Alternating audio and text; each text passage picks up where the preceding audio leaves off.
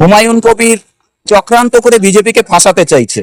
এটা তো হতে পারে হুমায়ুন কবিরের চক্রান্ত, যে হুমায়ুন কবির লোককে একটা মানে বিভ্রান্তির মধ্যে ফেলে দিয়ে কিছু ভোট কাটতে চাইছে। আমার মনে হচ্ছে এটা সম্পূর্ণ হুমায়ুন কবিরের চক্রান্ত, বিজেপিকে ফাঁসাবার একটা চক্রান্ত চলছে। বিজেপির এতটা অধঃপতন হয়নি যে হুমায়ুন কবিরের মতন লোককে চক্রান্ত করতে যাবে। বিজেপির যদি চক্রান্ত করতে হবে তাহলে এরকম অনেক বড় বড় দল আছে, তাদের সঙ্গেই চক্রান্তটা বিজেপি করবে। হুমায়ুন কবিরকে বিজেপি কোনো খাতা কলমের মধ্যে কখনো ধরেনি, আগামী দিনেও ধরবে না। মন্তব্য করছে হিন্দুরা 30% এবং মুসলিম 70%। হ্যাঁ, এটা বাস্তব যে হিন্দু হিন্দু মুর্শিদাবাদে 30%, কিন্তু ওখানে মুসলিম 70% হলেও হিন্দুদের এতটা অধঃপতন হয়নি যে হুমায়ুন কবিরকে কোনো উস্কানি দেবে বা উস্কানি দিয়ে তাকে কোনো বিভ্রান্তির মধ্যে ফেলবে।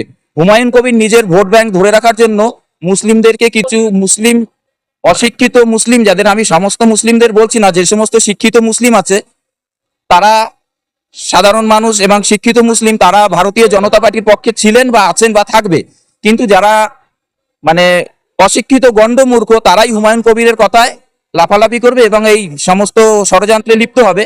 আগামী দিন তাদের যে কি ব্যবস্থা হয়েছে বা হচ্ছে সেটা আপনারা দেখতে পাবেন।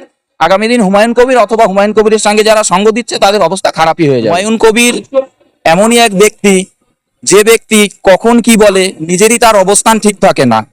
এই ব্যক্তি এখন বলছে আমি রাম মসজিদ করব, এখন বলছে বাবরি মসজিদ করব, কখন যে কি বলে মানে তার তো কখনো মানে অবস্থান ঠিক নেই। অ্যাকচুয়ালি পাগলের প্রলেপ ছাড়া ওনার আর কিছুই নেই। কি বলবে, মানুষ বিজেপিকে ভোট দেওয়ার জন্য তৈরি আছে। আগামী দিন ভোট দেবে, আপনারা 4 তারিখে তার রেজাল্ট দেখতে পাবেন যে আমরা বিপুল ব্যবধানে জয়ী হয়ে আমরা রাজ্যে ক্ষমতা দখল করছি। যারা বলছে যে মুসলিমরা বিজেপি করতে পারে না, তারা হচ্ছে গিয়ে মূর্খের স্বর্গে বসবাস করছে। তারা অ্যাকচুয়ালি জানে না বিজেপির মুসলিমের কতটা ভোট আছে। ওরা একবার ভেবে দেখুন, আমাদের কেন্দ্রীয় মন্ত্রীও কিন্তু মুসলিম আছে, আমাদের কিন্তু অন্য অন্য রাজ্যেও মুসলিমদের মন্ত্রী আছে বা মুসলিমদের ভোট আছে, মুসলিমদের সমস্ত উন্নয়ন বোর্ড আছে। যদি বিজেপি না করে, মুসলিমরা যদি বিজেপি না করে, তাহলে এত মুসলিম আসলো কোথা থেকে? এই যে আমার পাশে যে দাদা দাঁড়িয়েছে আসগরদা কোথা থেকে এসছে? আসগরদাও তো আমাদের রাষ্ট্রবাদী মুসলিম।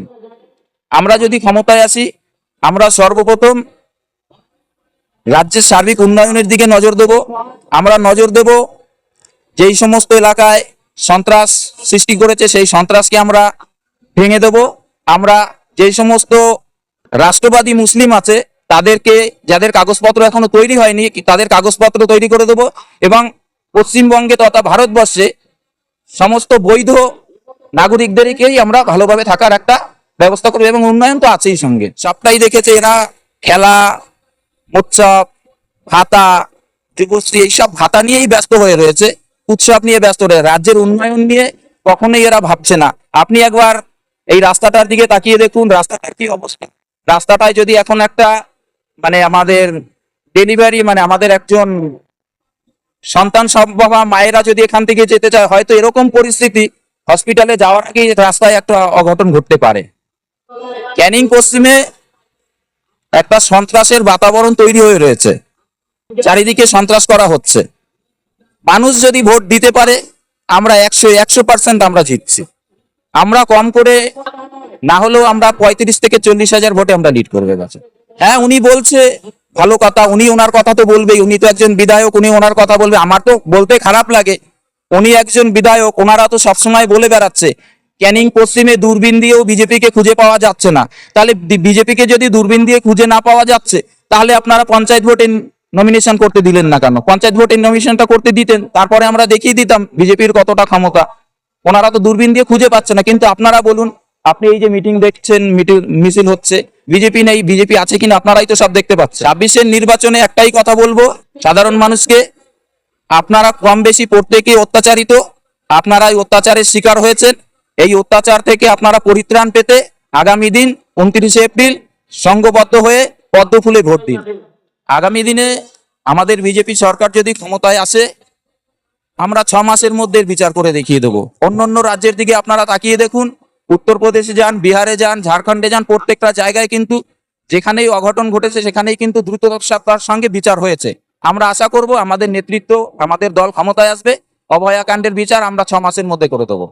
আমরা ক্ষমতায় আসলে আমরা লক্ষ্মীর ভান্ডার 3,000 টাকা করে দেবো। আমার পরিচয়, আমি উজ্জ্বল গয়ালি বাবাই, জয়নগর সাংগঠনিক জেলা ওবিসি মোর্চা সম্পাদক এবং কিষাণ মোর্চা সম্পাদক এবং মজদুর সেলের জেনারেল সেক্রেটারি, জয়নগর সাংগঠনিক জেলা।